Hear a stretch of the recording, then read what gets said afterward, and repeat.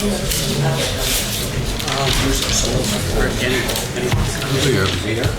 be here. Any officer? Yeah, he's here. Ask him to come up here. You want him up here? Yeah.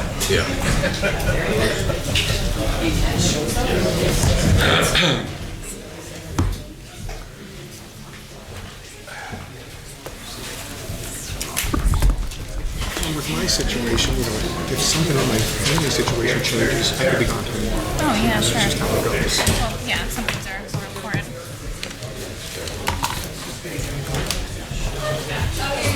Hey. All right, thanks, over here. Hi, how are you?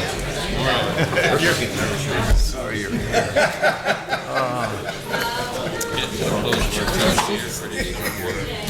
I know. It is. All that time and I was so busy today. We just had Tom Barsky. There's Aaron there. Yeah, I saw that. That will fill out the committee and then we get started doing stuff. Yeah, definitely. Really hope we can find a grant that can help low-income people replace their bad tree and put the proper urban medicine. Have You ready? the cause Yeah. of that. Please stand for the pledge. Pledge allegiance.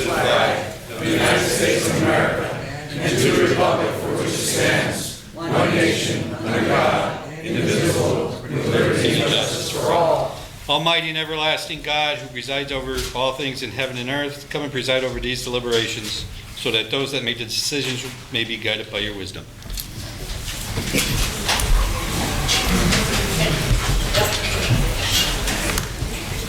Roll call, Mr. Ryan. Mr. Brooks. Here. Ms. Gilbert. Present. Mr. Merritt. Here. Mr. Barrett. Yes. Mr. Belusco. Here. Also in attendance tonight is Controller Darren Snyder, Administrator Rick Kaczynski, Haley O'Donnell, OCD, Department of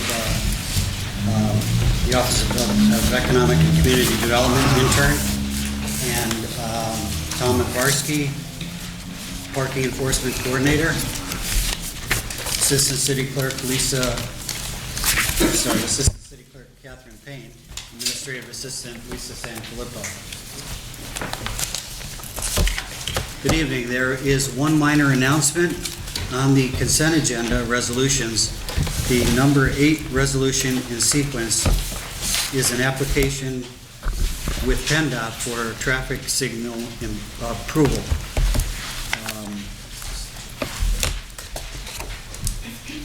One important piece of information was omitted from the original agenda documentation. That is the location, which is the intersection of Franklin and Northampton Streets. It also actually concerns an improvement. Okay, be happy to. It also improves the existing traffic light at that particular location. All of your packets, Council, and the formal agenda now include a copy of the first page of that PennDOT application. Does anyone from the public wish to speak on pending legislation before council? Bob Kalabowski. We could talk about this appointment to the Sanitary Authority. Yeah, it's on the agenda. Okay, first of all, I think, Mike, that you're a very nice guy. Done business with you. I think you're a great guy. But I'm going to ask you to walk away from the appointment to that Sanitary Authority Board. To me, it's a conflict of interest. As I pointed out at the last meeting, and I could see what's going on here. I could read the tea leaves. The people of this city have flushed Tony George down the political sewer, and now you know where he's working his way? Right into a job at the Sanitary Authority. That's why he was so hell-bent on getting Tony Glazinski in here. If you really want to be a councilman, be a councilman. I'm asking you to step away from this appointment. You do not belong down there. To me, it's a conflict of interest. You're basically selling yourself out to Tony George. And I could see what's going to happen in the future. Just like I predicted whose grandson was going to get a job at the Sanitary Authority. And I'm going to ask each and every councilman not to put him on the board. This, to me, is a conflict of interest. How many people are in this city? 40-some thousand? Why are we picking you? Why is a city council chairman going to get the job down there? I'm against it. Other people are against it. And whoever votes for this, you're wrong. You can't do this. And I hope you reconsider this. No. And if you really want to be a councilman and continue to represent the people, I'm going to ask you right now to take your name off it. We don't need you down there. You should be doing what you're supposed to, taking care of your people in your district. And that's what this is. It's a political payback. There's some kind of deal going on here. And this is my opinion. When Tony George lost every ward in this city, and now I can see what's going to happen. He's going to end up with some kind of big, probably rainwater czar down there. That's what's going to end up happening. That'll be another job for him. So I'm asking you, Mike, in a nice way, take your name off. You don't need to be down there. I don't want you down there. There's people in your district that don't want you down there. And that's what this is some kind of political deal for that clown to get a job down there. We're getting rid of him out of here, and now he's going to end up down there. So I'm going to ask you in a nice way and ask council, do not vote to put him on this board. There's other people that could do this board. There's probably people 100 times more qualified than him. So I'm going to ask you not to put him on the board. It was an embarrassment what you did the last time by putting Tony Glazinski on, after I told you how he threatened me and everything. So do it right. Take your name off it, Mike, and I'm asking you, don't put him on the board. Thank you. Thank you, Bob. Anyone else? Pending Excuse me, Linda. Since there are many new people in the audience, I think it's appropriate to go over the normal opening and welcome statement tonight in particular. Good evening and welcome to all. Tonight's meeting is a regular session of City Council. Please turn off all cell phones. According to the First Amendment, this meeting is a limited or designated public meeting, as all regular sessions of City Council are. The chairperson is the presiding officer of the meeting. As a City Council meeting, specific rules and procedures of council are followed. The list below are examples of important council meetings, council rules for meetings. They are not intended to be a complete list. Persons addressing the council shall limit their address to 5 minutes. All remarks should be addressed to the council as a body and not to any individual member thereof. No persons are allowed to address the council from beyond the rail, except the speaker at the dais who has the floor. The chairperson shall preserve order and decorum, prevent attacks on personalities, or the impugning of members' motives. The chairman also shall determine all points of order. No person except city officers or the representatives shall be permitted within the rail in front of the council during any meeting without the express permission of the council. Finally, in order to be heard by all here in attendance, as well as to be picked up by the microphones and recorders, when members of administration are speaking, please stand up and speak into a microphone, and council will speak into their microphones at the table. Thank you. Okay. Linda?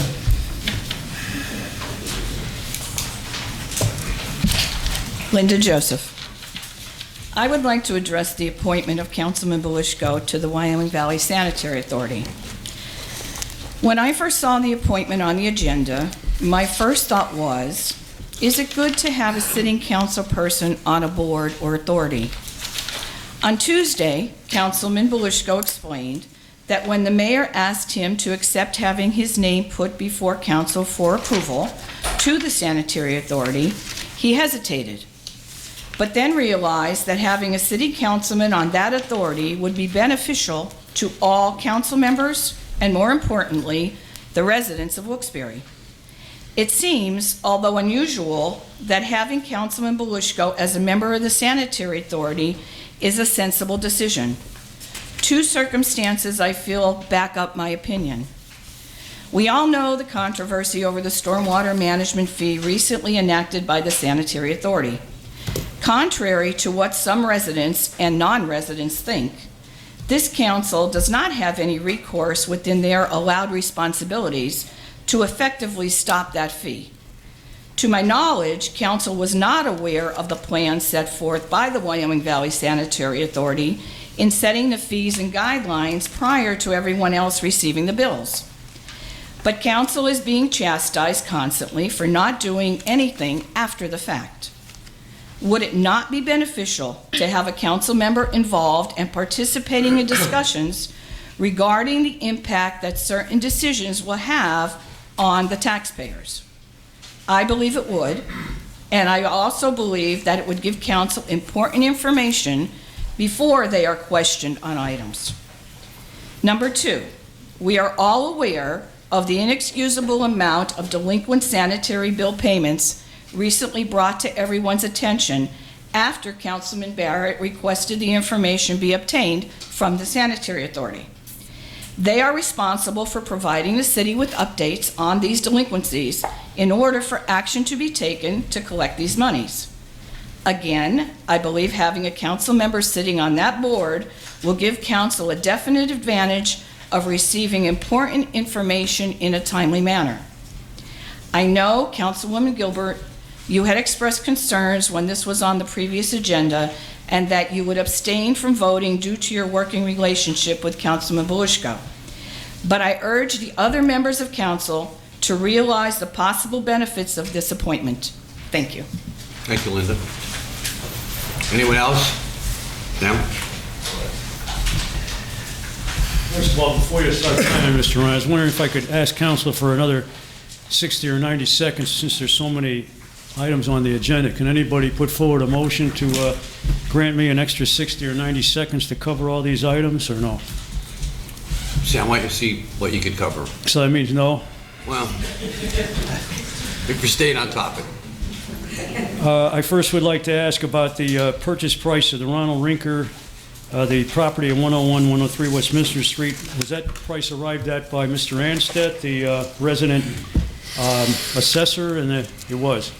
How did he arrive at that? Well, I mean, just a ballpark figure, I guess, sort of thing. Are there going to be any improvements made to that? That seems like an awfully cheap price for a parcel, unless they're going to make improvements to it, in which case, of course, the tax liability would increase over the years. Is there any stipulation that he's got to make improvements to this, or he's just buying the land as, you know, to flip it, or what? When you're done. Well, that's my question. I hope that gets answered. I also am concerned, before I get to the issue about Mr. Belusko's appointment, which is the dominant theme here, the transportation fund grant, the application for that. I think the specifics of this grant proposal should be revealed before the application is even submitted. We have a project going on in Mr. Barrett's district right now. As a member of the Tree Commission, I can tell you that has been not in the, that project has proceeded without the best interests of the city in mind, without the taxpayers in mind. They've been paving over tree lawns there, and I don't know whether a lot of that particular things that they're doing in that area in George Avenue are necessary. Maybe some of the residents here can speak in opposition to that. I haven't seen it exactly. I just heard from one of the residents up there. It's a little bit of overkill. I think the city should be more discriminating about how it applies for these things and what exactly is going to be accomplished by these particular grants. What the specifics are not revealed here. And the most important item is the appointment of Mr. Belusko, as I see it. This process is supposed to be considered advice and consent, to the best of my knowledge. The process of appointing somebody to the various boards, authorities, and commissions is flawed, because some of you people, like Mr. Brooks, have already made their mind up how they're going to vote. And Mr. Belusko, as far as I know, can vote for himself. That is a tremendous slap in the face to the whole process. It undermines the process, it degrades the process, and anybody who has any sense of ethics would not do that. So I hope, Mr. Belusko, at least that you will abstain from voting for yourself if it comes to that. I think you should indicate first whether or not you're going to do that before the vote is actually taken, instead of waiting to go down the line and see who's going to vote where. You're going to see if your vote is going to be necessary. I don't think that should happen that way. I think you should indicate whether you're going to recuse yourself right away. I think this whole process of this good old boy network, I don't know what the mayor's motive is in nominating you. Maybe you could explain it to us. I don't think that this process, if the Shade Tree Commission is something else. I mean, I chose these people, basically. The mayor approved them. There's a whole different ballgame. But to have you on the sanitary authority, to me, is again something that is basically an action. It's like thumbing your nose at the taxpayer. But only because I think your track record has been very inconsistent, very bad, very egregious for the taxpayers. You voted for the property tax increase the first year. You voted for the increases on the parking meters and the other fees that were indicated. And as far as I know, you haven't done anything. Neither, not to say that your colleagues have done a lot to alleviate the fiscal problems that the city has. The city is facing terrible fiscal problems. I don't know if you individually have come through with anything, any suggestions or anything that's been done. You people haven't even met for a month. What has been done to curb the problems that we have now, the fiscal situation that we have now in the last month? Probably nothing. If you can sit there and convince me that you're going to do something on the sanitary authority to lessen the impact on the taxpayers, such as trying to eliminate the stormwater fee, which is driving some people to the brink of bankruptcy and foreclosure, are you going to do anything about containing the costs for the quarterly cost, $55 a quarter now to connect your sewer line? This is a terrible situation. I'm not convinced that you're going to come through with this, that you're going to be that your appointment is going to be in the best interest of the taxpayer. So I urge council members, I urge you to reverse your position, Mr. Brooks. I hope that the other three people will also come to your senses instead of taking leave of them.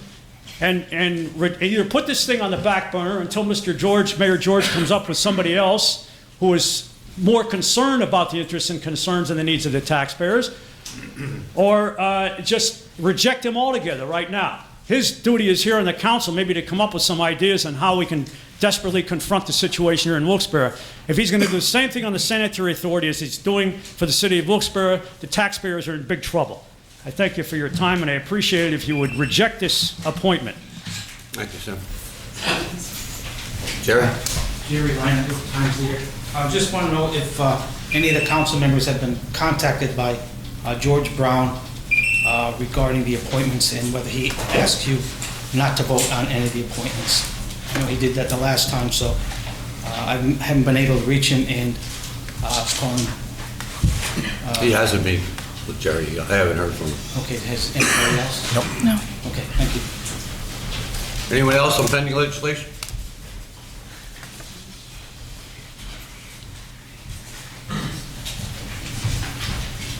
Jim Burden, 58 Top Street.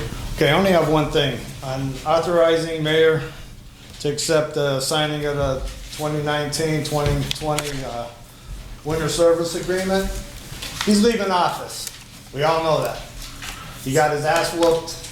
He's no longer going to be the mayor. I don't think he should be signing this. I think we should wait for the new mayor to come in, because why should he sign something for 2020 when he's not going to be here? Now, he's given away the farm already. Let's not give the whole crop away, okay? Don't let him sign it. Don't let him give any more of his friends any more jobs. Let's keep it civil and say no to him. Finally, say no to this man. Don't give him everything he wants. Stop it. Thank you. Jim, this is standard procedure every year. 2 times a year. Let him sign for the 19th. Don't let him sign for the 20th. Let me finish. 2 times a year, the city gets a proposal from PennDOT for money that comes into the city from PennDOT that benefits the city for cleaning the streets, sweeping the streets, keeping them clean during the summer months, during the warm months. Okay, that's just standard procedure. That's money that comes into the city. And there's also a winter agreement that is money that comes into the city for keeping the streets plowed and clean from snow, et cetera, et cetera. Okay, Jim, you just opened a can of worms. So hold on. So it's just standard procedure. I don't know if Mr. Henry would like to weigh in on it, but it's not something that is something that Tony, the current mayor, is doing, as you said, to give jobs to his buddies or anything like that. He's just approving it. Council has to have the final approval, actually, in order to receive that money. Okay, now It's money coming into the city. Answer this to me. Okay, you just said we get money from the state for our roads, to clean our streets. Drive up East Northampton Street, look at the storm drains, they're totally full. It's a state road. You look at Wilkes-Barre Boulevard, you drive down it, look at the storm drains, they're totally full. You drive down them, all the streets are filthy. Okay, they give us money to clean our streets. Our streets are not clean. What is he doing with the money to clean our streets? What is he doing with it? He is not doing a nickel worth of work for cleaning our streets. You drive through the streets, there's garbage all over the place, the streets aren't being cleaned. Our street, my street, is not being cleaned. 2 weeks have gone by, my yard waste is still not picked up. You opened up a can of worms with a lot of people now. They can all vouch for me through the city that will tell you that the streets are not being cleaned. So what is he doing with this money? What is the mayor doing with the money that the state is giving us? He is not doing a plug nickel worth of work, but doing what he wants to. He is another Donald Trump. He is dictating what he wants to do with the money. That is what he's doing. He is saying, this is what I want. This is what I'm doing. My name is George. My middle name is Donald Trump. I say I'm doing what I want to do, and that's it. And nobody's going to tell me otherwise. That's what he's doing, and that's what he's doing with the city's money. Mike, excuse me, Mr. Burden. I think we're all getting hung up on here on the word street cleaning. It's a winter services agreement. It's for snow plowing. Well, he brought up the can of worms about the city, about the streets. Okay. Thank you. Thank He you. opened up the can of worms. I didn't. Thank you. Anyone else on pending legislation? Angel?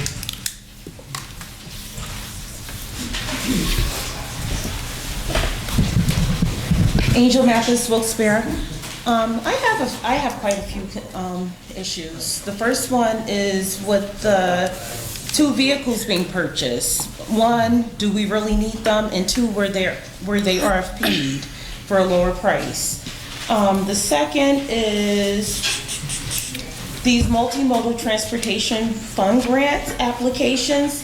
Will we be provided with more details with them? Because I see that there are 2 and they're nearly added together almost 6 million. And with the LifePak cardiac monitor and defibrillator, I understand that's being replaced. Have that been RFP for a lower price? And also, where is it going that is being paid for with funds out of the Community Development Office?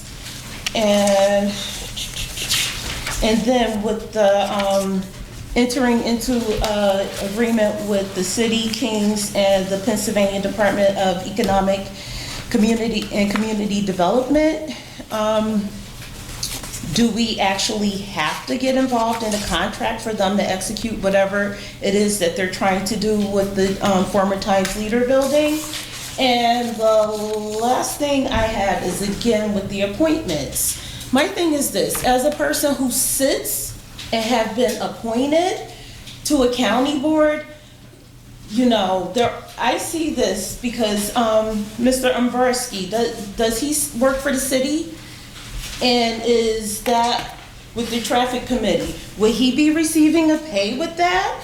Because quite honestly, I feel that anyone who's receiving a pay from the city that are appointed or reappointed to these boards, they shouldn't. What the city should do, as the county does, they appoint people to oversee the committees. And I say that because as being on aging, you know, the county manager can come in and sit at our meeting anytime. The head of the county department human services is a standing member on our board. So, and then me as a council, me on a board, we actually have different boards that we're supposed, different committees that we sit on that involves the participants of the agency. So can the county, not the county, but can the city actually reserve a seat for so many of you to sit through so many meetings, if you so choose to,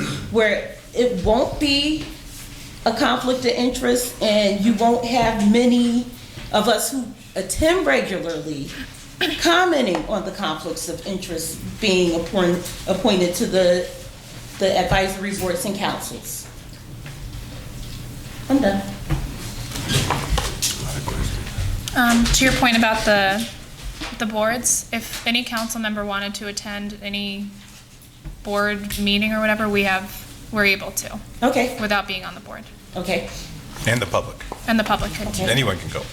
Anything else or no? On those appointments, none of them. No, not the appointments, the other issues. He was answering the question. For all of them?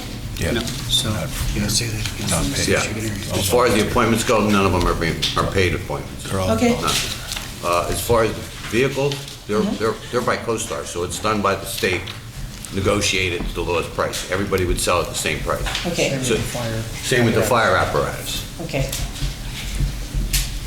So they are specialty vehicles, and that's something Enterprise wouldn't do. Because It sure sounded to me. I still didn't get our answer from Rick. Right. From our last meeting. So, did you find anything out, Rick? Yeah, CoStar, actually, officer, you want to explain it? Yeah.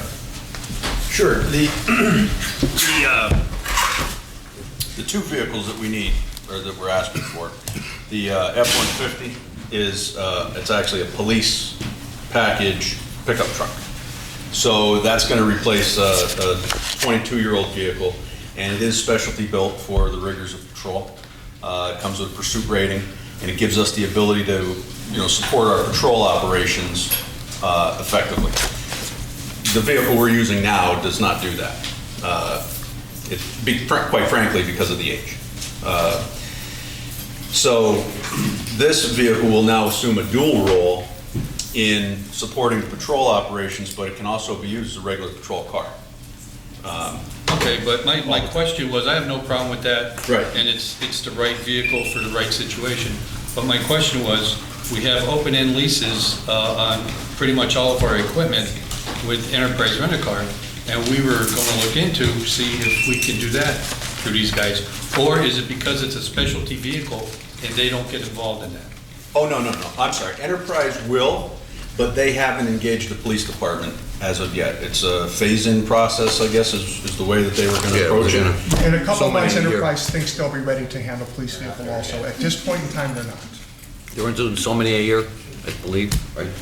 So many vehicles a year. We haven't had any kind of discussions with Enterprise yet as to our needs and. The finance officer, I believe. So my question is, I guess now my concern is, should we pull this for a couple months to see if they do offer something like that and may save us money instead of buying to own?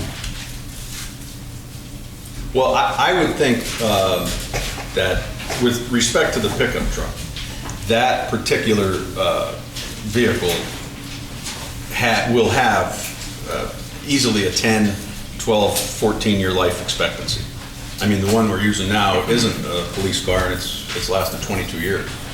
So the thing with that is a vehicle that is stocked by Kovach Ford, which is where we get our police cars from. Enterprise does not stock those cars. So the last date to order those was early in July 5th. So we wouldn't be able to take advantage of the pricing for this year or the ability to get that equipment if we were to wait to see what Enterprise could provide. We would have to wait till the new model year, until the new orders were able to be accepted, maybe October, November. Or would the current vehicles we have hold up until we can look at our options? Probably not.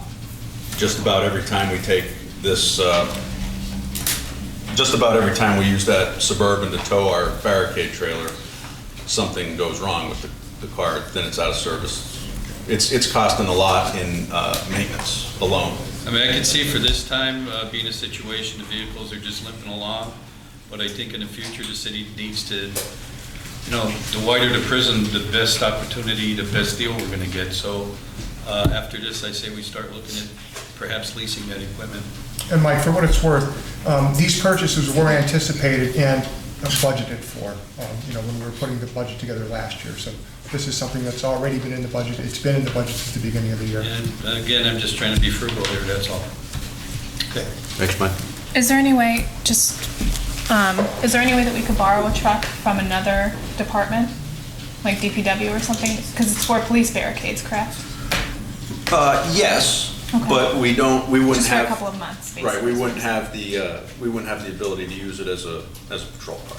This would actually be supplementing the patrol fleet when we might need an extra car. Right, the barricades are just one of the functions that it'll be. Yeah, the performing. chief There's has other said that. functions. Well, I know the chief is using his car now currently, so that's why I was asking if we could borrow DPW's truck or something. Well, I'm sure. Because he doesn't have, I'm sure we obviously. could use a DPW truck to move barricades, but we wouldn't be able to do everything the police department is going to be able to do with this new vehicle. But one of the Right. things this new vehicle can do is move barricades, amongst other functions it'll be serving for the department, correct? Thank you, Andy. Anyone else on pending legislation? Mike Slusser, 96 Hanover Street, the authorizing of the proper city officials to take all the necessary actions related to the sale of 101 and 103 Westminster Street to Ronald Rinker for $2,500. That house actually is directly behind me. It's been a blighted home for the 15 years that I've owned my home. It has been in and out of city's hands and the redevelopment authority and everything else over the years. And it's, while I applaud the guy for trying to refurbish it, I think it's way past that point. And we've had now 3 houses within a 2-block radius of that house who have gone down the same road. It's been blighted houses that should be torn down, that someone comes in, buys it for a very low price, tries to refurbish it, and then they're unable to, and they're just stuck there as eyesores. And there's 2 of them now in the neighborhood, and I feel like this will be a 3rd one when this happens as well. I'm hoping that there's some way that we can put in something in the contract that gets a reverter clause back to the city with some sort of timeline, so that if he can't do it, he can at least give it back to the city. It can be knocked down, and it can be used to actually make the neighborhoods better, rather than just be another eyesore stuck in the back behind my house once again.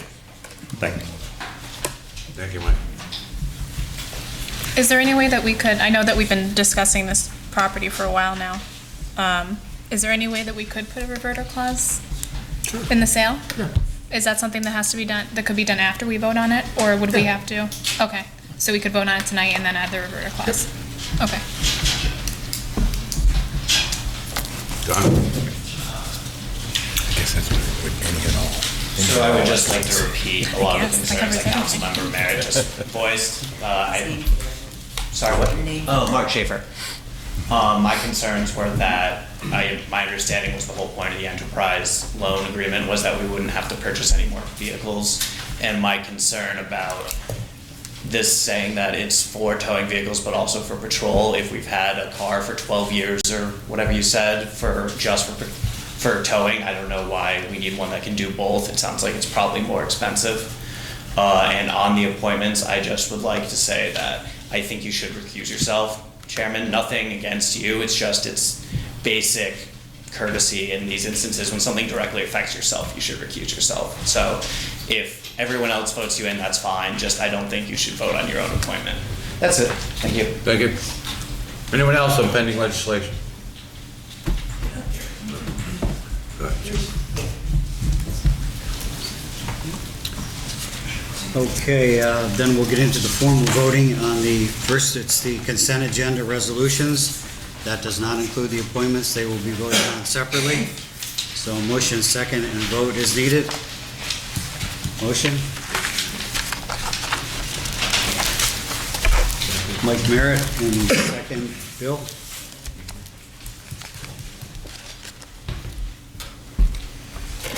Mr. Brooks? Yes. Ms. Gilbert? Yes. Mr. Merritt? Yes.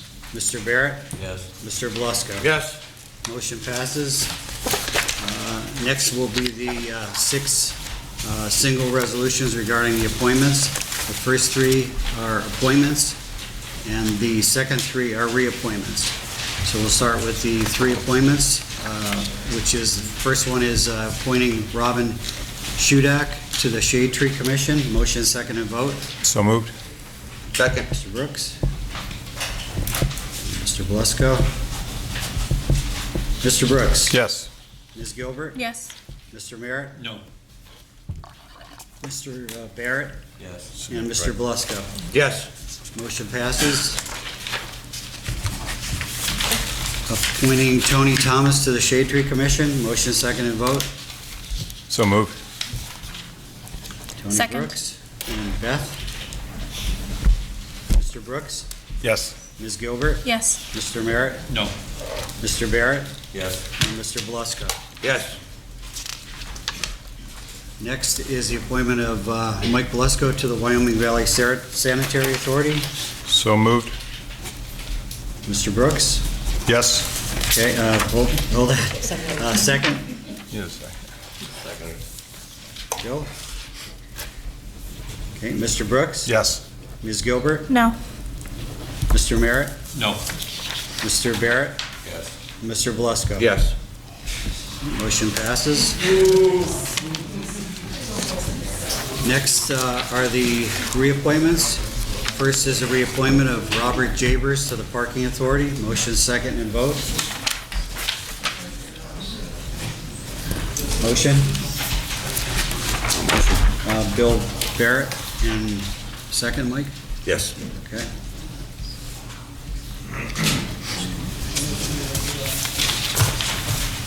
Okay, Mr. Brooks. Yes.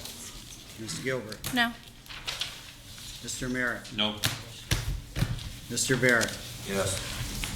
And Mr. Blusko. Yes. Motion passes. Next is reappointment of Paul Maher to the Parking Authority. Motion. Motion. Mr. Blusko. Second. Mike Blusko. And Tony. Mr. Brooks. Yes. Ms. Gilbert. No. Mr. Merritt. No. Mr. Barrett. Yes. Mr. Blusko. Yes. Motion passes. And finally is the reappointment of Tom Advarsky to the Traffic Committee. So moved. Okay, Mr. Brooks. Second. Mr. Barrett. Mr. Brooks. Yes. Ms. Gilbert. No. Mr. Merritt. No. Mr. Barrett. And Mr. Blusko. Yes. Motion passes also. And finally, we have the consent agenda ordinances. Motion. So moved. Mr. Brooks, and second. Mr. Merritt. Mr. Brooks, Yes. Ms. Gilbert, Yes. Mr. Merritt, Yes. Mr. Barrett, Yes. and Mr. Blusko. Yes. Motion passes also.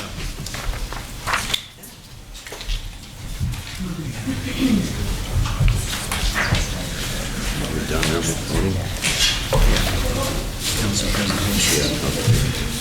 Council presentations. Tony, have anything today? Yes, I do. I'm getting lots of complaints, more out of the ordinary for delays and not picking up yard waste. So I know there is yard waste on Harkins Lane that still hasn't been picked up from... Trash, I'm sorry, trash. But also getting lots of things about yard waste, too. So trash that hasn't been picked up on Harkins Lane. And then there's also 3 large potholes on Griffith Lane, which is between Stanton and Jones. And then I had the great honor to serve on this organizing committee for the Rocket on the River concerts. We had a fantastic, absolutely fantastic turnout on Friday, and I urge everyone to attend. And I give great shout out and kudos to County Manager Dave Peddery and Ted Wampel from the Commission Visitor Bureau for giving fantastic leadership for it. We had a great time. Please attend. This is exactly what we should be doing with our public property. We should have done it 10 years ago when it opened in 2009, but it's happening now, so please come on Friday night and have a good time. Thank you, Mr. Chairman. Thank you, Tony. And I agree with you, as I said on Tuesday, about the yard waste. I got several today alone. Yeah, every day I'm I don't- getting them. You know, and I understand it's across the board here, that unfortunately, we got to get through that. Ms. Gilbert, anything? Yeah, just two things. First of all, I want to thank the administration for having South Sherman Street paved.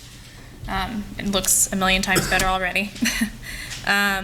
Secondly, I just want to put a bug in the administration's ear. I know that we voted tonight on the Cary Avenue project and the Scott Street project, and both of those roads obviously need a lot of attention, but I fear that East Northampton Street is going to soon become the same way. There's a lot of potholes on that street, and Butch is trying to fill as many as he could, but they're only temporary fills, so perhaps next time we could vote on East Northampton Street for that sort of a project. Okay. Thank you. But it's ordinance, not a resolution, just so you know. Mr. Mayor? Yeah. Several weeks ago, I gave the health department a list of a spreadsheet with numerous violations on there that needed to be corrected. Heard back from that. I gave Mr. Gazinski a list that was probably a little bit bigger than that one, and he's working on it. He's going to get back to me. And as I always do, I gave a bunch to Butch Friday. Now these items that need addressing come from the Crime Watch meetings of North End and Parsons/Miners Mills. And back in March, I got the mayor to agree. Well, I didn't have to do anything for him to agree. He said, we're concerned about an area behind Ralph and John Streets, that little side road at the very end of the street. Over the guardrail is a hill that nobody seems to know who owns the property there. And there's mattresses, tons of garbage, rodents running wild. And I said, well, you know, if we can't clean it up, let's identify it and see who owns it, clean it up somehow, pay overtime, and send these people that own it a bill. I still haven't heard if we own it or not. It's still not cleaned up. And the last I heard from Butch is that, I think we need to get volunteers to help us clean this up. I mean, come on, this is the job of the city. It's not the job of any volunteers. It needs to happen, and it needs to happen rather quickly. Okay, so just for public record, everybody knows this, and we'll move forward. That's all I have. Okay, Mike. Mr. Barrett? Yes, thank you. On Tuesday, we heard an in-depth presentation from Chief Delaney and Chief Coffey about how the July 4th went in specific reference to the fireworks situation, which was compounded by the recent change in state law allowing consumer-grade fireworks to be purchased by anybody. And obviously wasn't the safest 4th of July we've had. It was the worst that we've ever had. And in response to that, the chief has been working with the Pennsylvania Fire Chiefs Association and the Pennsylvania Municipal League to look at this, and I'm quite pleased that our state legislators are also taking a much closer look at this, aware of the problems across the state. And I'd like council to consider a proposed resolution in support of the House Bill 1687 that we've all had and we heard about on Tuesday, addressing this issue. It's co-sponsored by our own representative, Eddie Kuczynski, and I would like a resolution in support of this House Bill, commending Representative Kuczynski and asking all the other state legislators to get behind this and endorse this very important piece of safety legislation that affects each and every one of us. We all know what the 4th of July was like. We don't need to be going through it. But it basically does a couple things in short order. It gives a little control back to local municipalities. It increases the distance that these types of fireworks can be discharged dramatically, which pretty much should take care of any concerns about where you can release them. And basically, it looks like you can't release them pretty much anywhere. within the city limits, which is what we'd like to see. And it increases the penalties for the violations significantly, with second offenses being misdemeanors. So, all that being said, along with some other mandated reporting issues with the State Fire Academy, I think this is a very important piece of legislation. I'd like to see it move forward. We all know that sometimes it takes a while to get these through, and this seems to be on the fast track, and I think that municipalities across the state need to get behind this important piece of legislation. Commending our legislators that are doing this and showing our support for this House Bill 1687. So all that being said, I'm going to ask that your support in introducing a resolution in support of House Bill 1687. And I'm not quite sure where the formalities go from this point here, but we've all seen it. We know what this House Bill is, and basically a short resolution supporting House Bill 1687. And I see our solicitor looking at where do we go from here. I know this is probably a little bit... Is this something we want to do now? I mean, we would need to, I think, open it up. Well, I think we can put it on record that for the next meeting, we can have this drafted for the next meeting. I absolutely agree with you. Yeah, but I think that we need to get behind this and show our support. I think we're doing that right now, and I think we did that on Tuesday as well. But I think we need to put that in writing, showing that we are behind this, so that they can take this to where it needs to go, showing that the city of Wilkes-Barre will endorse this piece of legislation. Very good, Bill. If our solicitors could work on putting that resolution together for the next meeting, that would be great. Yeah, I'll just simply have to get some background information. I could probably get that from the chief directly. Thank you, Tim, and thank you, everyone. That's all I have since Tuesday. Public discussion? Gene Still.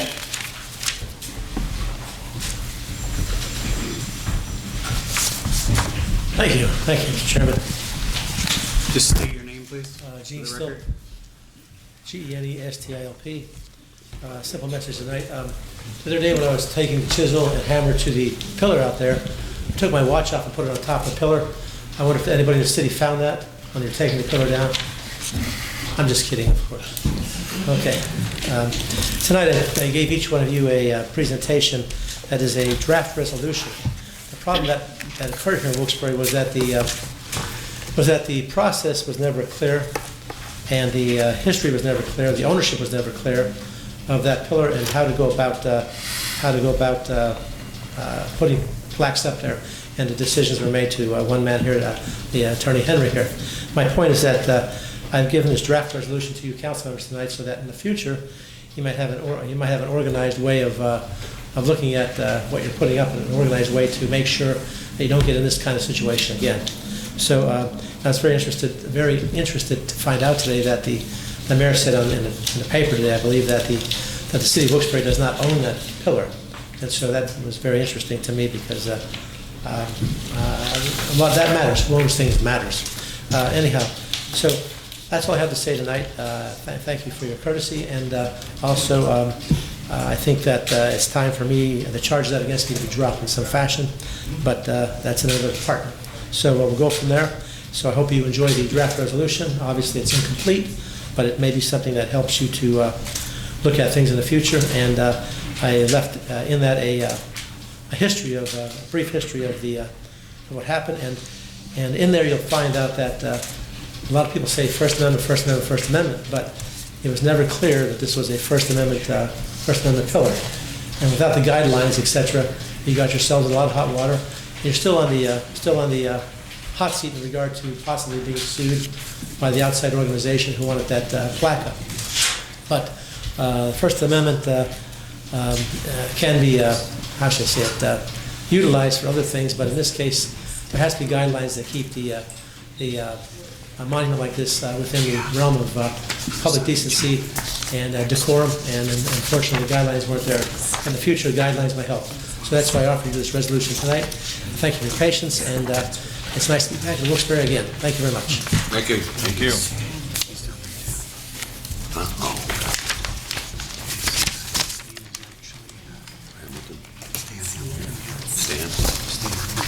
Stan Hamilton?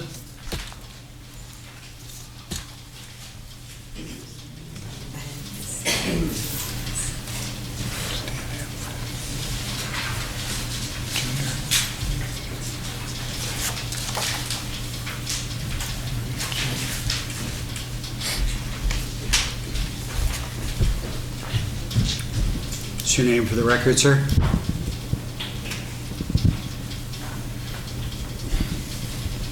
State your name for the record, please. I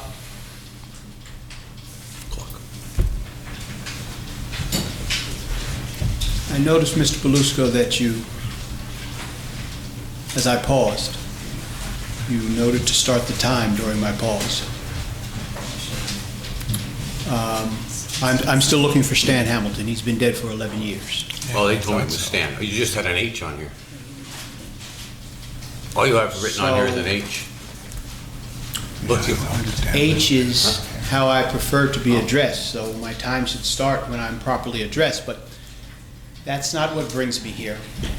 I have a poster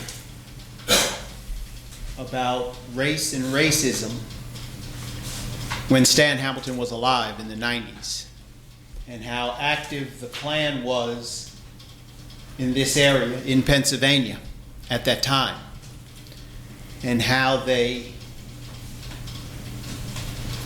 firebombed or otherwise subjected Dr. Stan Hamilton to arson at his home because he spoke out about racism.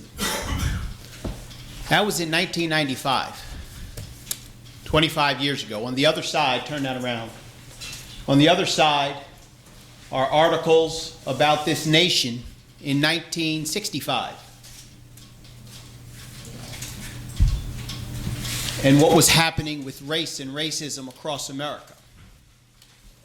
I don't know why I saved it, but I did. As you can see, it's faded, but it speaks to what is happening here. It speaks to, Mr. Chairman, your demand, if you will, or command for me to identify myself. I am somewhat saddened coming here because my understanding is that the fervor that brought me here, meaning this plaque by the KKK that was put up on Public Square, is no longer there. I believe there were those on this council who demanded that it be removed, even if in the dark of night. While I can fully understand that reaction, it allows the hood to stay on the perpetrators. It allows their identity not to be demanded or commanded, but hidden. I want to take a different tact, for we must. I stand behind their right to be on Public Square. But let's, as Dr. Stan Hamilton did nearly 25 years ago, called for dialogue. Let's talk about why you are racist. Let's talk about how you are racist. The same way you command or demand that I identify myself, let the hoods come off of the KKK. If you're going to put a plaque up, identify yourself.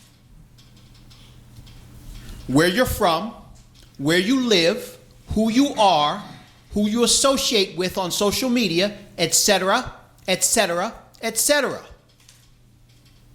Stand up for who you are. Stand up and be accounted for. And let's all get in this room, racists on one side, those who claim that they're not racist, as I stand before a lily white council, and let's dialogue. Let's talk about it, because we are living in racial and racist times. The fear is real, as it was in 1965. Turn it around again, please. In 1995, and as we approach 2025. Let's not just take it down. Let's not just try to sweep it under the rug. Bring them out. Pat, I'm sorry I didn't have a chance to review this resolution. But bring them out, bring them here, and let's continue to dialogue about race and racism, because we are living in it. I live it daily. I live it because I'm forced to identify myself. I'm forced to give my address. I'm forced to be subjected to retribution for coming in here to have the audacity to speak out against racism and talk about the dangerous times that we live in that is dividing this nation. I don't know the math, but we're close to 200. 187 voted against a resolution condemning racist remarks. That's nearly half. We have a president that represents what this nation is about and bring it to the forefront. I ask you to do the same thing. Put the KKK plaque back up and let them be heard. And I would ask the press in the room to give this statement, and anybody in here, as much press coverage as they have given and recruitment coverage that they have given the KKK by putting it and blasting it on the front page of the paper about the KKK. They have succeeded in recruitment efforts. Now, I recruit everyone in this room to invite the KKK here. Take the hoods off, identify themselves, and let's talk about race and racism if you really want to do something about it. I stand by them. They have the right to speak, and I should have the right to speak, as you so graciously did by not making me identify myself. I identified myself as H, sir. So what I say to you as you call me by name, H, I can be identified how I want to. Why don't you do the same thing with regard to the plaque? That's my point. My point is make the plaque person identify himself, where he lives, so I can go talk to him. Thank you. Jim? Thank you, everyone. Thank you. And I knew your father very well. I thought I knew your name. I'm the guy down the street. We looked over there and said, we know that man with the mustache. We know that man with the mustache. Long time ago, though. But a lot of hits in the head, so my memory has faded quite a bit. I believe we shook hands on many occasions. I know there is a Stan, though. Pardon? Isn't there a brother? His dad. Yeah, I know it was, but don't you have Harry, right? Is it Harry? Okay, listen, I say H. But no, I am Harry Hamilton, the same one who makes headlines for exercising his right to reprimand his son. But the resolution of that doesn't make the paper. So I call out the papers in here and the news media for perpetrating the things rather than perpetrate the rights that we have.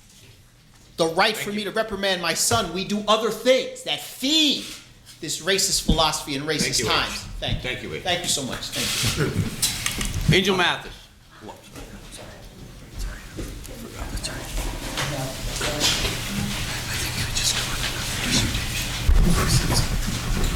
I know you did. Angel Mathis, Wilkes-Barre. You know, every time I come, I talk about bikes, but I got a story for you this time. You know, I'm going over to the assistant's office to change my daughter's insurance because she's disabled, as everyone here knows.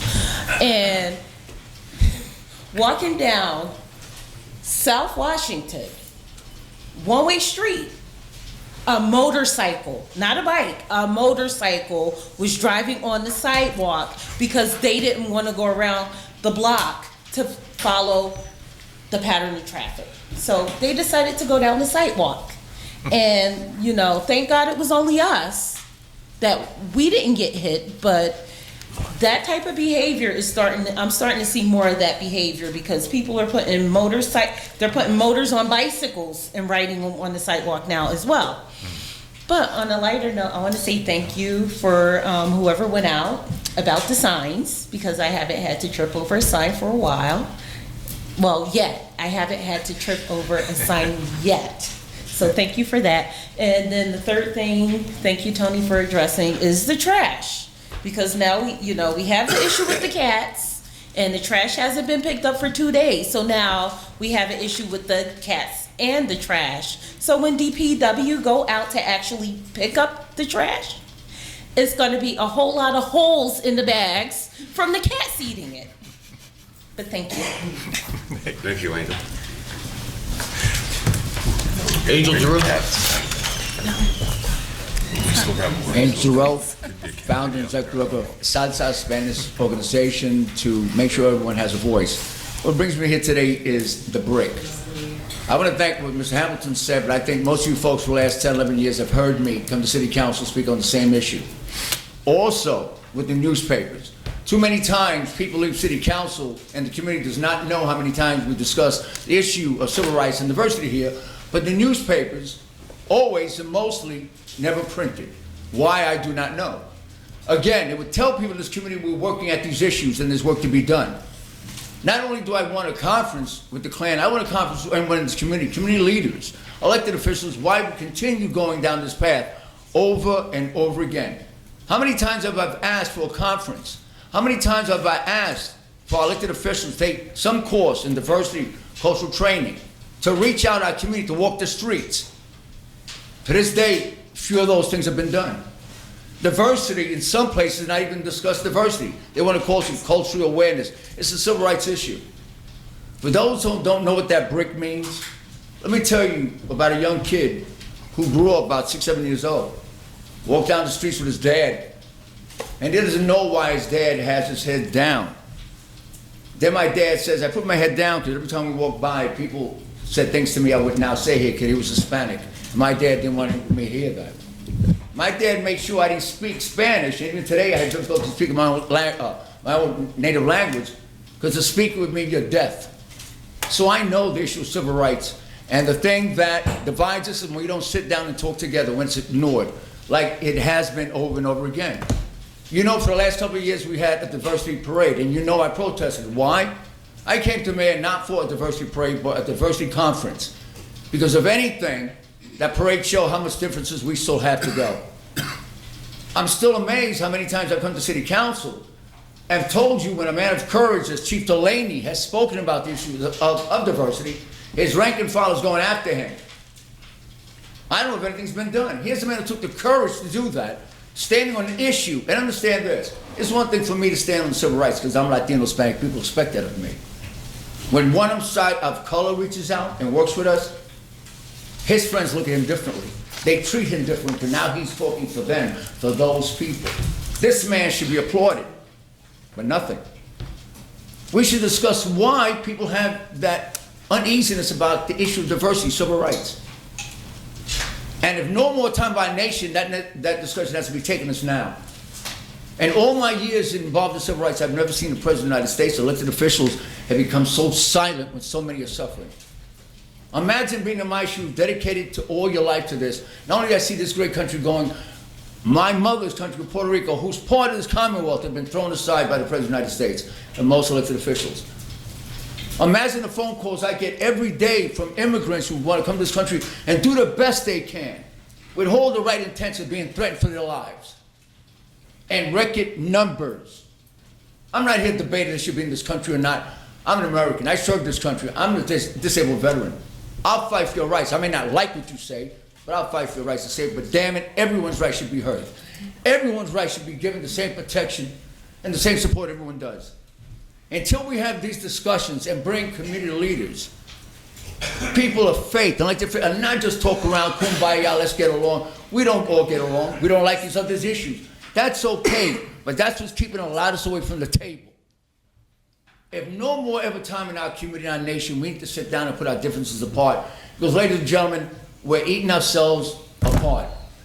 When Kennedy and Khrushchev had a conference, and when Kennedy came to Khrushchev, I guess Russia's going to invade us and attack us. He said, no, I won't. He said, your country will divide itself. And that was the time of civil rights. He said, the United States, we don't have to invade you. You don't invade yourself, because your issue has always been civil rights and dividing yourselves.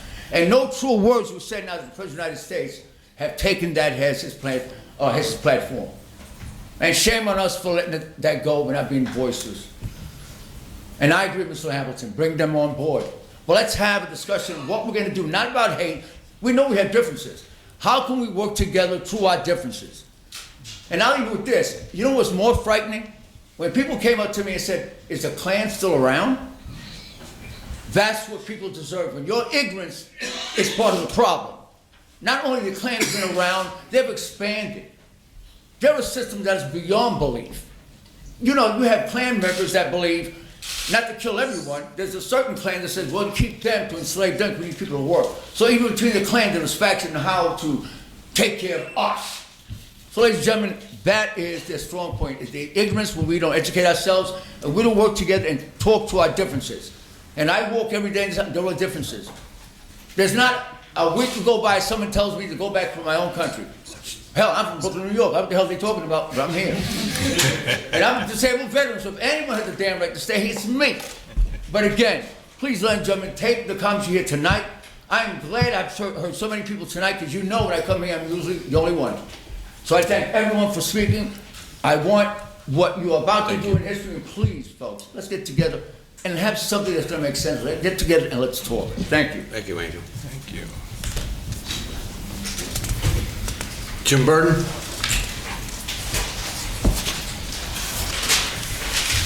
I'm a disabled veteran too. Jim Burton, 58 Taft Street, Wilkes-Barre. Okay, I'm gonna start it off on a good note that no yelling or screaming, okay? I'd like to thank a couple people before I start, okay? My dog was stolen from my yard back in June, okay?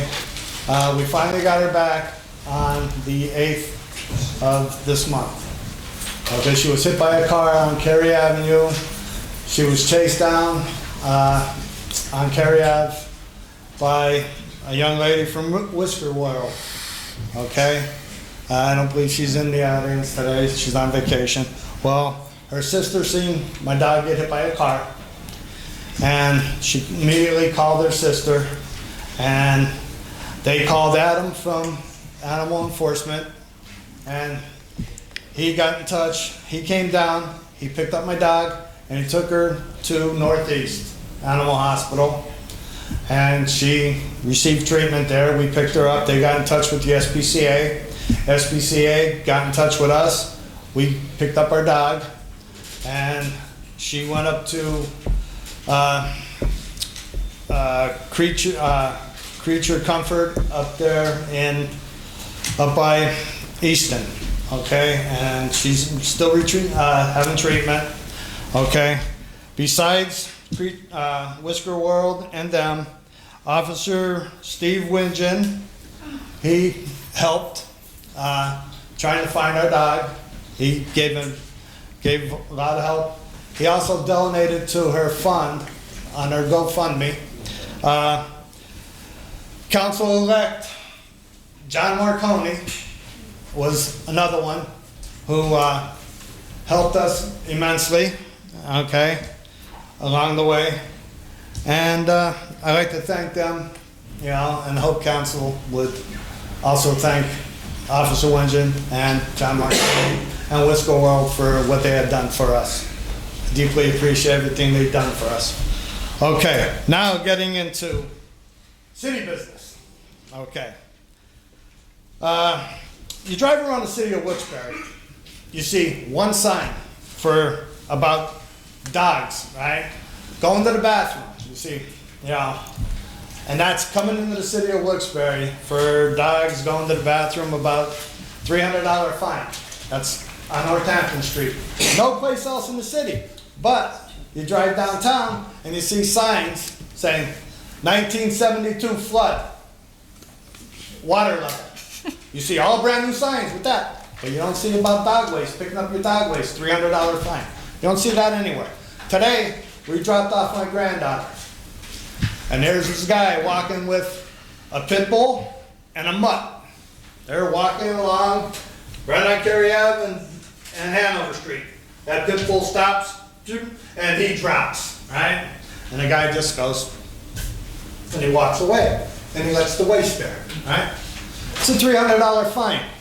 We need some signs put up and we need to start finding these people. I walk my 2 dogs. And I carry the little bags. They only cost $1 at the dollar store for 50 of them. We got to start doing stuff about that. Okay? Crosswalks. I've been after the city for years about putting crosswalks, about painting the signs on the crosswalks. All right? Just paint the lines, people. Come on. Kids cross these streets. Cars fly up East Northampton Street, 90 miles an hour. Down Grant Street, 50 miles an hour. Put some signs up saying school crossings, this, that, and everything else. Start painting these signs now. You got a month. Get them painted, okay? You got a month. That's 30 days. Get the signs painted, okay? That's all I'm asking. Protect the kids, okay? Okay, the monument on the square. All you needed to do was take one little plaque down.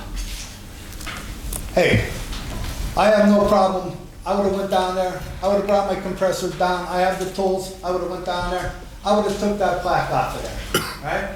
I'm Lithuanian. My people came from Lithuania. My grandparents came from Lithuania. My grandmother was pregnant with my mother coming over. I would have went down there. I would have took it. I'm an immigrant. I was first born here in my family.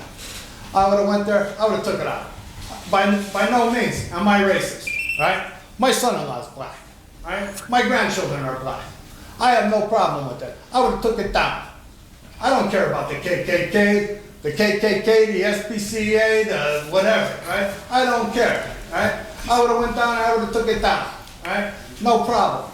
He's talking about second phase of the square, right? Where was the first phase? I Mr. never Burton, seen. please finish up.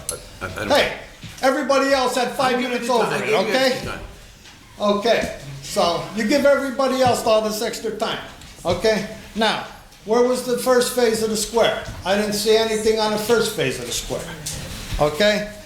Like I said, you know, you're doing things without repercussions. Now, that could have been an easy fix. Somebody from the city could have went down there, took that plaque off. I would have bought one to put in its place. Thank you, Mr. Burton. Okay? Yeah, thank you, Mr. Burton. But everybody else gets 20 minutes over, right? Okay, thank you, Mr. Thank you. Burton. Right? That's a bunch of shit. Mrs. Magna?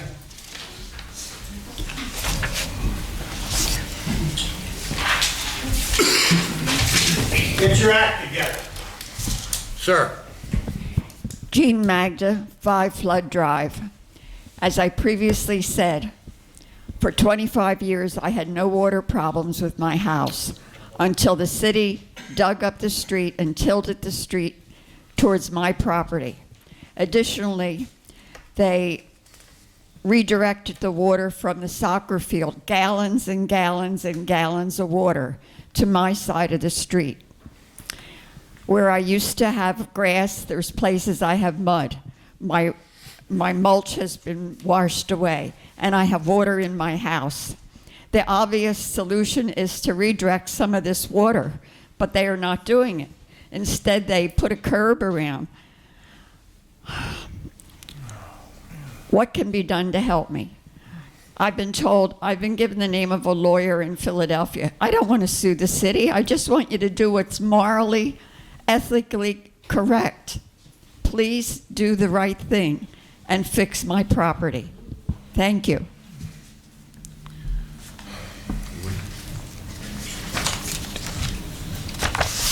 He's not here, right? He left, didn't he? Mike Slusser? No, he left. Ron Felton.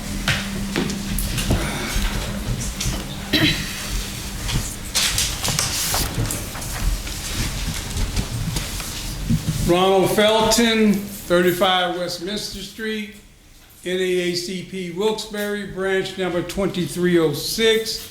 This is my first vice president, David Yankai.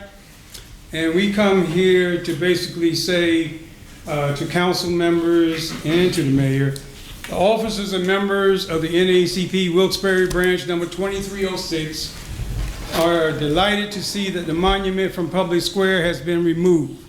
We were happy to see the editorial in Sunday's Citizen's Voice, Gene Slip, our local activist protester, city council to vote to have it removed, and the mayor, George, actually getting it done. This sends a clear message that hate and intolerance are not welcome in our city. In 2009, we celebrated the 100th anniversary of the founding of the National Association for the Advancement of Colored People, NAACP. In 2030, the NAACP Wilkes-Barre branch, number 2306, will be celebrating its 100th anniversary. This great organization was founded by both blacks and whites as a result of lynchings that were occurring throughout this country. The NAACP Wilkes-Barre does not object to anyone having pride in their culture or ethnicity. However, it should not come at the expense of someone else's culture or ethnicity. Right now, at this moment, we are facing turbulent times. Diversity should be embraced by all Americans who are only seeking to make the American dream a reality for all. For the last 2 years, the city of Wilkes-Barre has been on a progressive path, and we wish to see that continue well into the future. After all, we are Wilkes-Barre. And I'm happy to see the citizens of Wilkes-Barre come out and express their concerns and so forth. Thank you. Mr. Ryan? Anything? Very good. Sam Troy?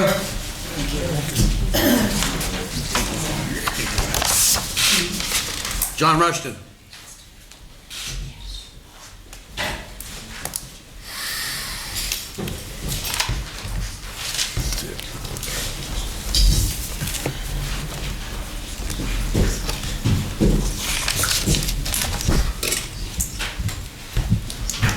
John Rushton, Scott Street, Wilkes-Barre.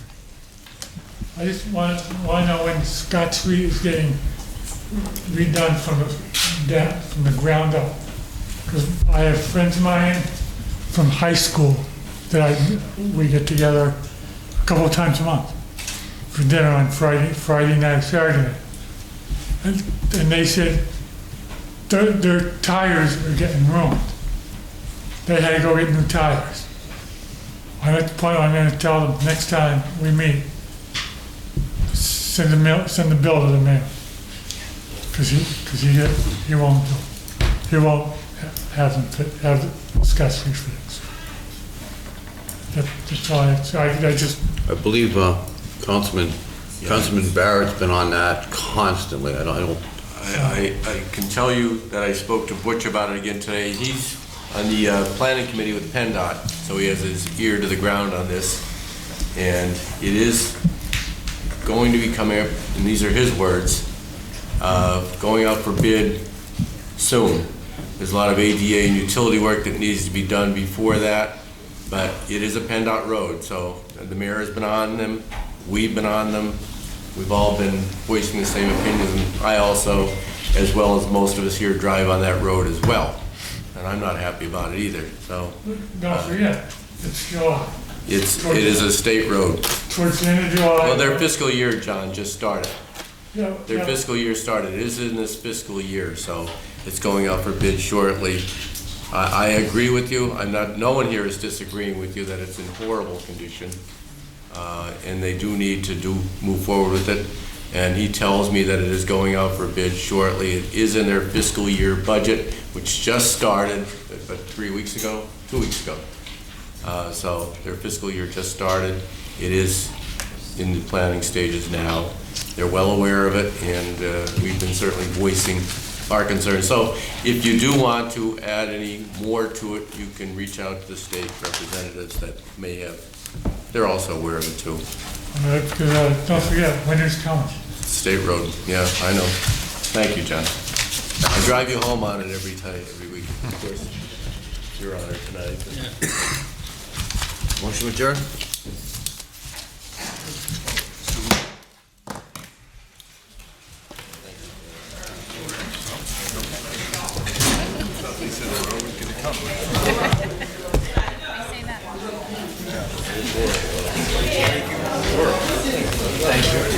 Oh, yeah.